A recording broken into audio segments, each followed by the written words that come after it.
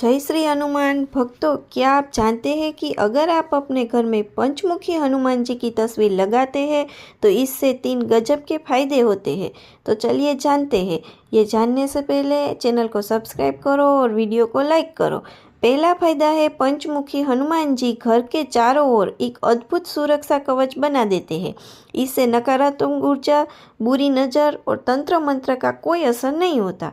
दूसरा फायदा है, घर में शांति, साहस और आत्मविश्वास बढ़ता है।